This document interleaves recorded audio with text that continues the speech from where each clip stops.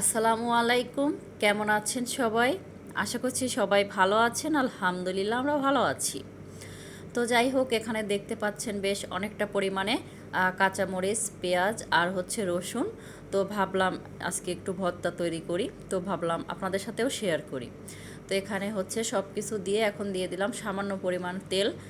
পেঁয়াজ, রসুন আর কাঁচামরিচ একটু ভেজে নিচ্ছি। তো আজকে হচ্ছে চাপা শুটকির ভর্তা করব। তো গরম গরম ভাতে এমন চাপা শুটকির ভর্তা হলে আর কিছুই লাগে না, খেতে কিন্তু অনেক মজা হয়। এক প্লেট গরম ভাত এক নিমেষে শেষ হয়ে যায়।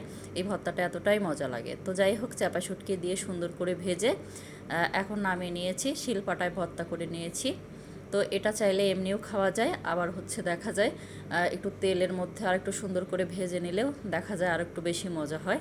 তো যাই হোক, এখন তেলের মধ্যে একটু ভেজে নিচ্ছি।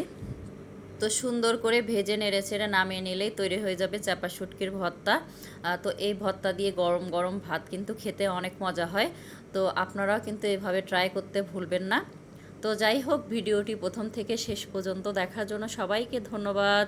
আল্লাহ হাফেজ, আসসালামু আলাইকুম।